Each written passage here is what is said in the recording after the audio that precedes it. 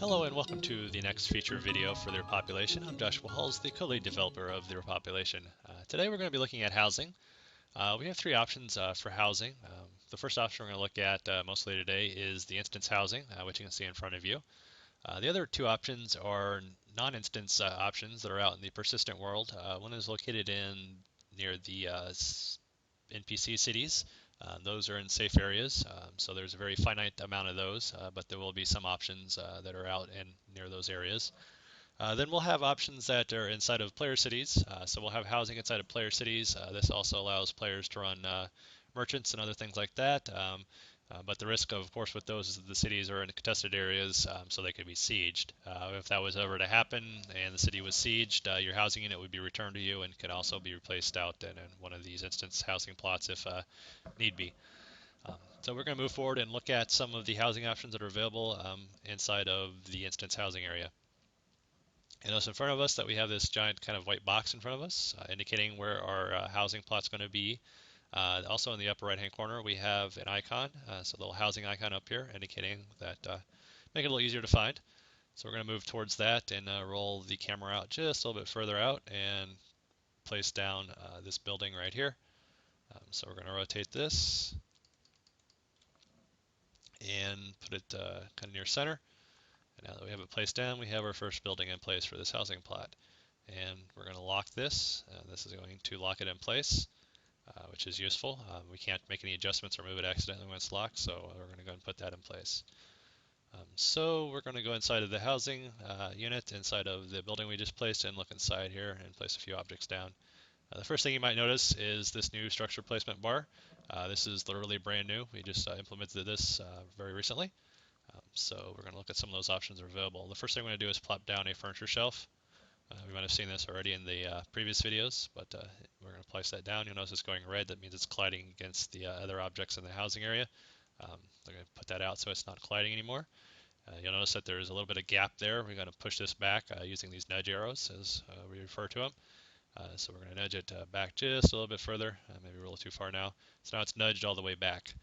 If we change the rotation of the camera, you'll notice that if we do a left and right, it's going to nudge these based on how the camera is facing. So making it a little easier to manipulate the shelf as we place it in there.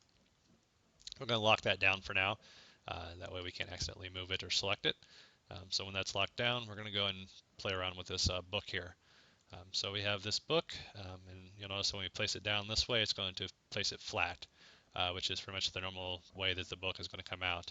This is in the free placement mode you'll see up top, so this works pretty well, but we can add some more options now. By clicking on 2, it's going to change the free placement mode to the scale option.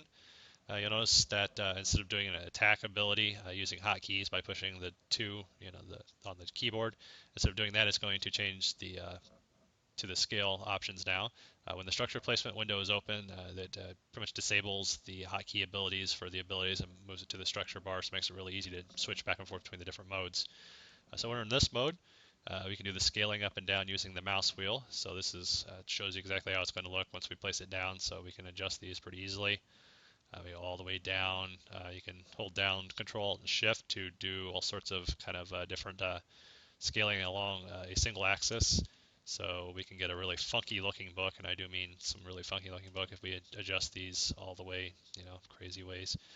So so when it goes red, it's colliding against the shelf, so we don't want that, so we'll put it back out.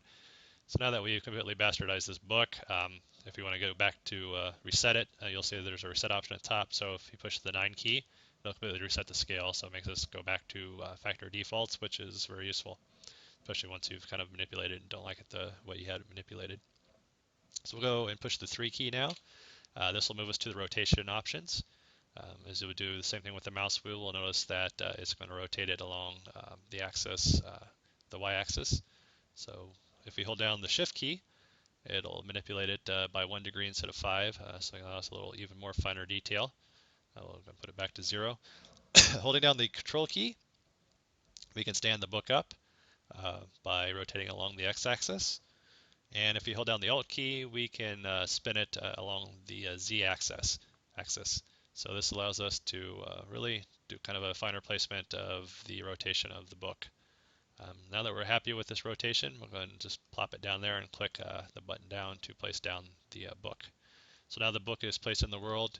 If other players are around, they'd be able to see the book as it was placed into the game world. So we're going to click on this again. So with the free placement mode, kind of a thing that does get in the way is when you move the mouse around, of course, the object moves around. That's really how it was designed. So moving forward, if we don't want to do that, we can push the 4 key. This will change it to fixed placement mode. When we do that, you'll notice that the object is not moving with the mouse. So instead of having it move with the mouse, now we use the mouse wheel to move it up and down. So by doing that, we can now use the mouse wheel to adjust the height of the object. So you can see that it's slightly up in the air. This also disables collision as well, so we can go all the way through the very top part. So this allows us to place this object however we see fit. And besides moving it that way, we can hold down the Control and Alt keys to move it along the other axis as well. So now it's going along the X. So it's kind of pushing it back and forward just from our visual standpoint. Holding down the Alt key, we can move it along the other axis.